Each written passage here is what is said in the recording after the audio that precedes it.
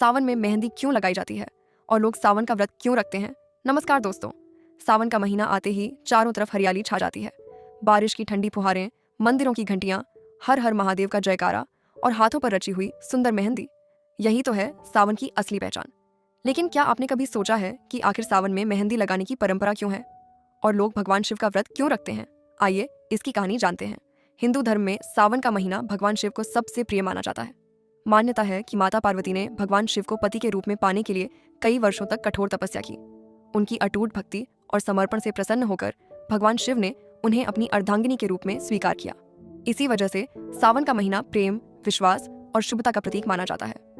आज भी कई लड़कियां अच्छा जीवन साथी पाने की कामना से सावन के सोमवार का व्रत रखती हैं, जबकि विवाहित महिलाएं अपने पति की लंबी उम्र, सुख और परिवार की खुशहाली के लिए यह व्रत करती हैं। अब बात करते हैं मेहंदी की। मेहंदी को भारतीय संस्कृति में शुभ माना जाता है। सावन के त्योहारों, तीज और झूला उत्सव में महिलाएं और लड़कियां बड़े उत्साह से मेहंदी लगाती हैं। कहा जाता है कि मेहंदी जितनी गहरी रचती है उतना ही शुभ माना जाता है। हालांकि ये एक पारंपरिक मान्यता है, इसका कोई वैज्ञानिक प्रमाण नहीं है। मेहंदी का एक व्यावहारिक फायदा भी है। इसकी तासीर ठंडी मानी जाती है। बरसात के मौसम में जब उमस और गर्मी महसूस होती है तब मेहंदी हाथों को ठंडक का एहसास देती है। साथ ही इसकी खूबसूरत डिजाइन त्योहारों की खुशी को और भी बढ़ा देती है। सावन में सोमवार का व्रत रखने के पीछे भी गहरा आध्यात्मिक महत्व है। माना जाता है कि इस दिन भगवान शिव की पूजा करने, जल और बेलपत्र अर्पित करने तथा सच्चे मन से प्रार्थना करने से मन को शांति मिलती है और जीवन में सकारात्मकता बढ़ती है। व्रत केवल भोजन छोड़ने का नाम नहीं है, बल्कि अपने मन, विचार और व्यवहार को भी संयमित रखने का संदेश देता है। इसीलिए सावन का महीना सिर्फ एक धार्मिक परंपरा नहीं, बल्कि प्रकृति, भक्ति, प्रेम और परिवार से जुड़ने का अवसर भी है। अगर आप भी इस सावन मेहंदी लगा रहे हैं तो उसे सिर्फ एक डिजाइन न समझें, बल्कि हमारी संस्कृति और परंपरा का एक सुंदर हिस्सा माने। आप सभी को सावन की ढेर सारी शुभकामनाएं। हर हर महादेव।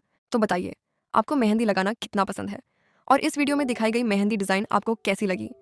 अपनी राय नीचे कमेंट में जरूर बताइए। अगर आपको ये वीडियो पसंद आया हो तो इसे एक लाइक जरूर करें और अपने दोस्तों व परिवार के साथ शेयर भी करें। ऐसी ही खूबसूरत और लेटेस्ट मेहंदी डिजाइन्स देखने के लिए मेरे चैनल को सब्सक्राइब करना बिल्कुल मत भूलिए। मिलते हैं अगले वीडियो में। तब तक के लिए धन्यवाद। हर हर महादेव।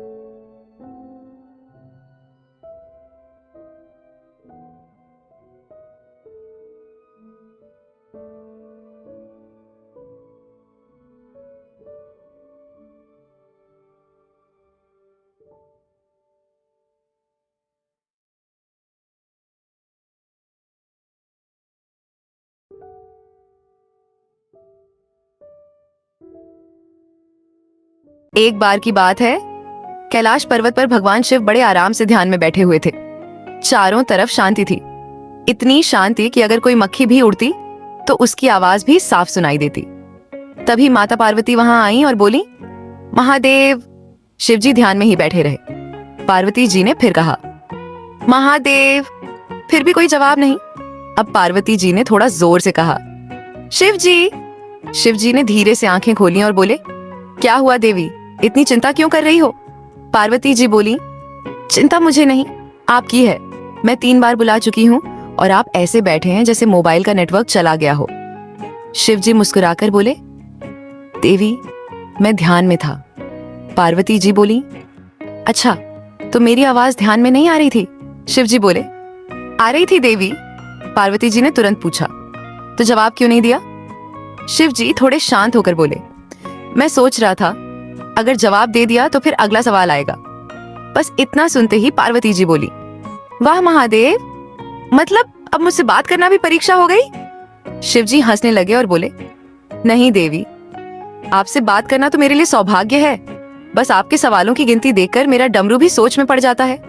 पार्वती जी ने कहा, अच्छा तो आज बताइए मेरे लिए क्या लाए हैं? शिव जी बोले, देवी मैं तो कैलाश से बाहर गया ही नहीं। पार्वती जी बोली, मतलब मेरे लिए कुछ भी नहीं। अब शिव जी थोड़े घबरा गए। उन्होंने अपना डमरू उठाया और बोले, देखिए देवी, आपके लिए डमरू लाया हूं। पार्वती जी बोली, ये आपका डमरू है, मेरा गिफ्ट कहाँ है? शिव जी बोले, तो ठीक है, ये डमरू भी आपका